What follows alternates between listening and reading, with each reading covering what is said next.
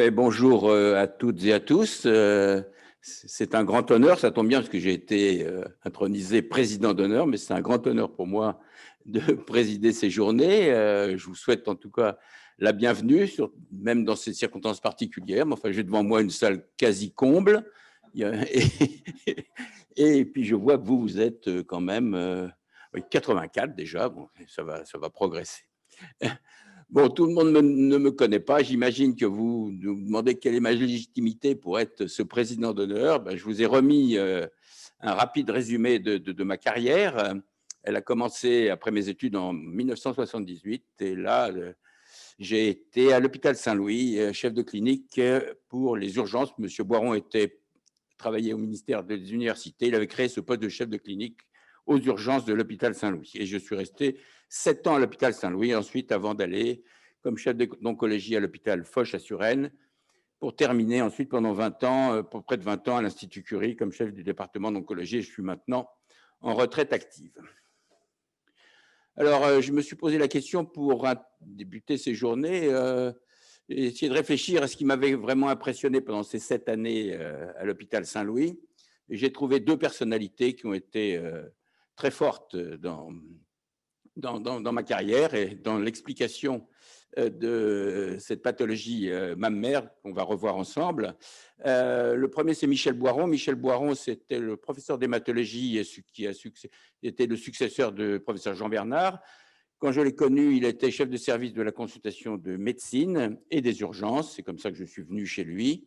Et c'est lui, je vais vous expliquer tout à l'heure, qui a créé le centre de maladies du sein de l'hôpital Saint-Louis. La deuxième personnalité, ce n'est pas vraiment une personnalité de l'hôpital Saint-Louis, c'est Richard Peto, mais je vais vous expliquer pourquoi ça a été pour nous un grand monsieur, puisque c'est un professeur de statistiques médicales et d'épidémiologie à Oxford, qui est membre d'un groupe qui s'est occupé de faire des grandes méta-analyses qui ont quand même réglé dans les années 80 toutes les questions que l'on s'en posait sur l'intérêt des traitements médicaux. Alors, en 1978, moi, je suis aux urgences, à la consultation de médecine, chez Michel Boiron, qui est là et qui s'occupe, lui, de cette consultation de médecine avec Christian Gisselbrecht. Et puis, également, il dirige un laboratoire de virologie à l'INSERM. Sa femme avait subi une mammectomie de type Alstedt. Elle avait des séquelles très importantes. Et je me souviens de discussions avec lui. Il avait été troublé par le manque de coordination. Sa femme avait été opérée, elle n'était pas suivie. Elle avait vu personne après. Pour ses séquelles, c'était très compliqué. Et l'hématologie était déjà quelque chose qui était pluridisciplinaire. La pathologie mammaire, pas du tout. Et du coup, comme il s'ennuyait un peu à la consultation de médecine, il m'a convoqué un jour et il m'a dit « Laurent, on va créer un centre pluridisciplinaire des maladies du sein et vous allez, avec Christian Gisselbrecht, vous en occuper. » Ma réaction était immédiate, mais je lui ai dit « Mais on n'y connaît rien du tout. » C'est vrai qu'on n'y connaissait rien du tout. Et il m'a dit « Mais il n'y a pas de problème, quelqu'un plein d'initiatives. » Et il m'a dit « Mais on va apprendre. » J'ai trouvé un gynécologue spécialisé dans la pathologie mammaire, André Gorens, qui est à Necker. Il va venir. André Gorens, qui est un gynécologue tout à fait réputé, qui s'intéressait depuis longtemps déjà à la pathologie mammaire bénigne et maligne, est venu consulter. On a fait 2 articles dans Elle et dans Marie-Claire, et dès le lendemain, eh bien, les patientes ont commencé à téléphoner et à arriver. Ce centre des maladies du sein, il a été dirigé dans le cadre de la consultation de médecine par Michel Boiron, puis ensuite dans le cadre du service de cancérologie de l'hôpital Saint-Louis par Michel Marty. C'est André Gorens qui en était le directeur pendant plus de 20 ans, je pense, avec d'emblée des assistants des 2 côtés. D'une part, l'oncologie qui débutait, Christian Gisselbrecht et moi, et d'autre part, la gynécologie. Des élèves d'André Gorens sont venus rapidement travailler avec nous. Et je vous mets les premiers, les pionniers, qui sont Bertrand Tournant, Sylvie Bonfils, Francine Perret et Jacqueline Nipsig. On a eu la chance d'avoir 2 externes, Marc Estier et François Morvan. Ils ont même réussi à rester comme stagiaires internés. François Morvan, lui, il est parti diriger le service d'oncologie de l'hôpital de Pontoise. Marc Estier, lui, est resté sur sa chaise, et plus paresseux. Et il a attendu son heure pendant 20 ans qu'on lui donne le pouvoir. Il n'a jamais quitté Saint-Louis. D'emblée, M. Marty, M. Boiron et André Gorens ont fait de ce centre un centre pluridisciplinaire, intégré, et d'emblée, on a travaillé avec les radiologues de l'hôpital Necker, Azat Thierry, Patrick Sauval, des chirurgiens de Saint-Louis, professeur Claude de Virbourstine, des anatomopathologistes, Anne de Rocancourt, et les radiothérapeutes de Necker, François Bayet, puis Claude Mélin, qui est ensuite venu à l'hôpital Saint-Louis. Ce centre des maladies du sein, il a été dirigé par André Gorens, puis par Marc Espier. D'emblée, ça a été donc pluridisciplinaire, c'était un travail en réseau. On a travaillé avec l'hôpital de Pontoise. André Gorens, qui était très lié à la Société française de gynécologie, a créé un groupe de gynécologues médicaux autour de ce centre des maladies du sein, de telle sorte que c'était très particulier. Je pense que c'était un des premiers centres des maladies du sein en France, et c'était surtout un centre qui n'était pas exclusivement cancérologique, il s'occupait de la pathologie mammaire, depuis les pathologies les plus bénignes jusqu'à les pathologies malignes. D'emblée, on a établi, pour vous maintenant, les réunions de concertation pluridisciplinaire, c'est la routine, mais à l'époque, non, les chirurgiens prenaient leurs décisions tout seuls, et là, ça a changé, c'est devenu d'emblée des réunions pluridisciplinaires pour décider des dossiers. On a fait une informatisation des dossiers très rapidement, afin de s'occuper de la formation des gynécologues. Eh bien, André Gorens a créé un certificat des maladies du sein qui a été très prisé dans ce milieu gynécologique. Ensuite, un diplôme interuniversitaire avec les gens de la Salpêtrière, diplôme interuniversitaire des maladies du sein. Ils ont écrit un livre, la première, je crois, publication date de 1995. Je vois qu'on en est à la 4e édition. André Gorens, avec son réseau, a créé un groupe d'études et de recherche sur les mastopathies, groupe d'études qui fonctionne encore. Il va avoir lieu, je crois, la semaine prochaine. Il n'aura pas lieu à cause des circonstances actuelles, mais ça va continuer. Et enfin, alors là, je ne suis pas sûr de ma date, en 1993, il y a eu les premières journées de l'hôpital Saint-Louis, mais il paraît que c'est encore plus vieux. Et on a quand même travaillé pendant... Et donc, je ne vais pas résister à vous mettre les principales publications du début Christian Gisselbrecht qui s'intéressait à l'autogreffe dans le cancer du sein, M. Marty qui s'occupait du développement des anticancéreux dans les cancers du sein métastasés. Et puis, je n'ai pas résisté à vous mettre cette première étude du Centre des maladies du sein qui était quand même une étude importante puisque grâce à André Gorens, nous avons répertorié 68 patientes qui ont été traitées d'un cancer du sein, qui ont ensuite été enceintes et qu'on avait suivies pendant plusieurs années.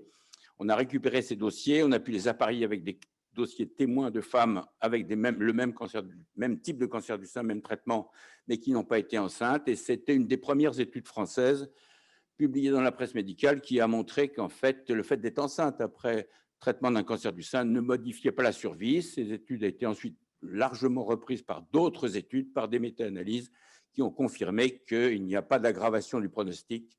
Le pronostic est ce qu'il est, mais il n'y a pas d'aggravation du pronostic avec une grossesse succédant à un cancer du sein. Ça a été très important, bien sûr, pour les femmes avec le développement des traitements plus agressifs de la chimiothérapie adjuvante de l'homme. Le deuxième temps fort dans ma tête de ces années, ça a été Richard Peto. Vous vous demandez pourquoi, cet Anglais, vous voyez, qui a un visage très intéressant. Et Richard Peto est un statisticien épidémiologiste et qui s'est beaucoup intéressé aux méta-analyses, c'est-à-dire au regroupement de cas à partir de plusieurs études pour essayer de voir si on ne pouvait pas obtenir plus de renseignements qu'avec ces petits essais que chacun faisait à l'époque, point par point. À l'époque, donc c'est le développement, les années 80, c'est le développement des traitements adjuvants des cancers du sein. Où est-ce qu'on en est? Eh bien, on en est dans la confusion la plus totale. À la suite de la publication de Bitson en 1896, qui avait montré qu'une femme atteinte d'un cancer du sein métastasé, il y avait une régression très importante des lésions, eh bien, cette ovariectomie a été utilisée sans preuve pendant des années.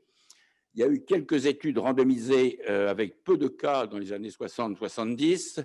Les essais étaient discordants. En 75, c'était la grande incertitude concernant son intérêt, d'autant qu'apparaissait la chimiothérapie de Bonadonna.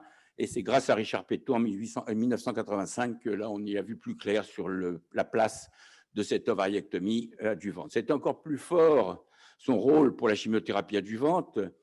Cette chimiothérapie adjuvante, c'est les hématologues qui l'avaient développée avec succès dans les maladies hématologiques. On l'a essayé dans les cancers du sein métastasés, avec succès aussi. On s'est dit qu'il faut peut-être l'utiliser quand les cancers du sein sont localisés et à risque. Et c'est vrai que c'est l'essai de Bonadonna présenté à l'ASCO, je n'y étais pas, mais et qui, sur une petite série, je vais vous montrer, de patientes qui ont eu une chimiothérapie de type CMF, eh bien, a montré un bénéfice de cette chimiothérapie adjuvante, qui a été quand même un bouleversement dans notre prise en charge. Malheureusement, entre 75 et 85, chacun a essayé de refaire son petit essai randomisé, y compris nous à Saint-Louis, et c'était la confusion la plus totale. Et c'est grâce à Richard Péton en 85 qui, grâce à une méta-analyse très rigoureuse, c'était des méta-analyses où il reprenait l'ensemble des dossiers individuels avec les équipes et qui faisait comme si c'était un grand essai au lieu de ces multiples petits essais. Et c'est grâce à lui qu'on a vu avec certitude qu'il y avait un bénéfice de cette chimiothérapie adjuvante. Ça a été pareil pour le tamoxifène adjuvant.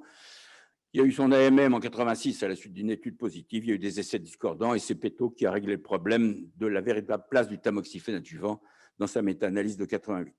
L'ovariectomie, je vous ai remis là 2 études assez caractéristiques de ce qu'on disait à l'époque dans les années 80. Vous voyez cette première étude qui dit que les résultats ne supportent pas l'intérêt de l'utilisation de la castration dans le traitement du cancer du sein opérable. Et puis cette autre étude qui dit exactement l'inverse. Il est suggéré qu'il y a une place pour l'ovariectomie prophylactique chez les patientes de moins de 50 ans qui ont un cancer du sein. Qu'est-ce qu'il fallait penser de tout ça? Eh bien, vous voyez, Richard Pétot a repris dans un premier temps les 10 essais effectués pour cette ovariectomie, 2180 patientes, et puis ensuite, après, il a continué à travailler. On a retrouvé donc 17 700 patientes randomisées dans des essais d'ovariectomie adjuvante. Et qu'est-ce que ça a montré sur ces grands nombres? Eh bien que, d'une part, quand il n'y avait pas de chimiothérapie, il y avait un bénéfice de la suppression de la fonction ovarienne par castration. Vous voyez, sur la courbe de gauche, très significative. Mais par contre, quand il y avait une chimiothérapie, eh bien, ce bénéfice était beaucoup moins net et qu'il fallait travailler le sujet. C'était l'époque où on n'avait pas encore les récepteurs hormonaux. La chimiothérapie adjuvante, ça a été encore plus net. À la suite, je vous l'ai dit, du développement de l'hématologie, on a fait les oncologues et les gens qui s'occupaient de pathologie mammaire proposaient des chimiothérapies adjuvantes un peu au hasard, d'abord de l'endoxan oral, puis ensuite des polychimiothérapies avec endoxan. Et vous voyez, c'est Gianni Bonadonna qui, lors d'une publication à l'ASCO, je n'étais pas encore à l'ASCO à ce moment-là, mais a présenté cette étude italienne sur 386 patients, donc c'est très peu, et qui a été randomisée entre rien et une chimiothérapie adjuvante. Et cet essai a montré un bénéfice en termes de rechute et en termes de survie de la chimiothérapie adjuvante, notamment chez les femmes jeunes. C'était un essai très important. Malheureusement, ensuite, comme je vous l'ai dit, chacun a essayé de refaire son petit essai dans son coin. Et qu'est-ce qui s'est passé? Je me souviens très bien des publications des débuts des années 80. Eh bien, un tiers des essais sont en faveur de la chimiothérapie, un tiers en défaveur, un tiers sont neutres.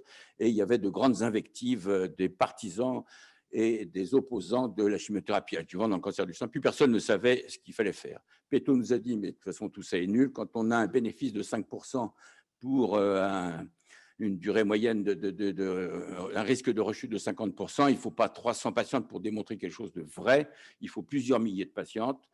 Donc, on avait 2 solutions, soit refaire 2 ou 3 essais mondiaux à 2000 patientes dans chaque bras, ça aurait été possible, ça aurait été très compliqué et très coûteux.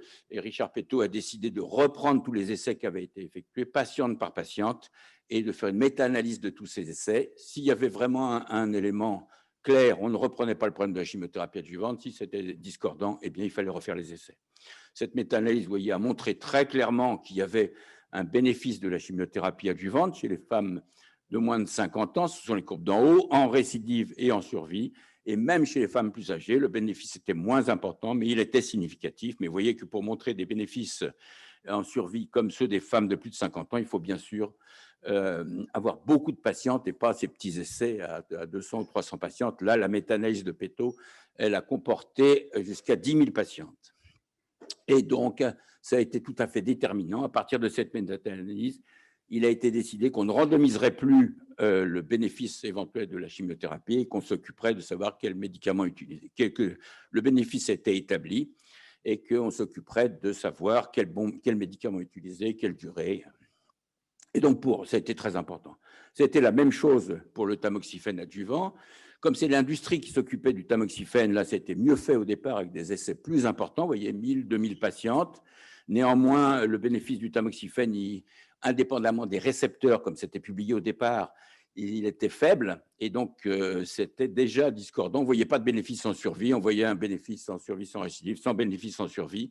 Et vous avez une publication de Thierry Delosier à l'époque qui disait, qui était un médecin français qui s'occupait beaucoup d'hormonothérapie, les essais mettant en évidence la réduction du risque suggéraient le bénéfice sur la survie, ne permettaient pas de conclure ni sur la durée, ni sur la dose, ni sur l'âge, ni sur l'interaction avec la chimiothérapie.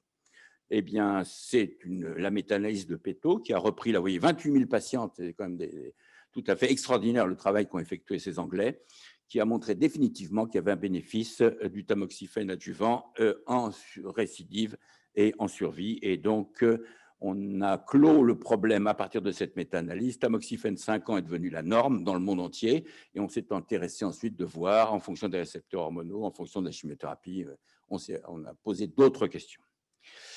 Cette méta-analyse, elle a été poursuivie au cours des années. Vous l'avez là en fonction des récepteurs hormonaux. En haut, le bénéfice quand les récepteurs hormonaux sont positifs du tamoxifène adjuvant, en rechute et en survie. Et puis, vous voyez en bas, eh bien, il n'y a pas de bénéfice quand les récepteurs hormonaux, en bas à droite, quand les récepteurs hormonaux sont négatifs. Et c'est devenu maintenant, bien sûr, la norme. Voilà donc les deux, ce qui m'avait impressionné donc à Saint-Louis. Je voudrais en conclure d'abord remercier M. Boiron parce qu'il est décédé en 2018. C'était quelqu'un de très innovant, très créateur, qui ne croyait pas la norme, qui avait toujours envie de bouger. Et c'était, pour la pathologie mammaire, un grand progrès d'avoir créé ces centres des maladies du sein. On a été recopié partout maintenant, et maintenant, partout, il y a des structures comme ça. Mais c'était à Paris. Il y avait déjà une structure à Strasbourg un peu avant Saint-Louis, mais c'est Saint-Louis quand même qui a initié la prise en charge pluridisciplinaire, bien organisée de la pathologie mammaire du début à la fin.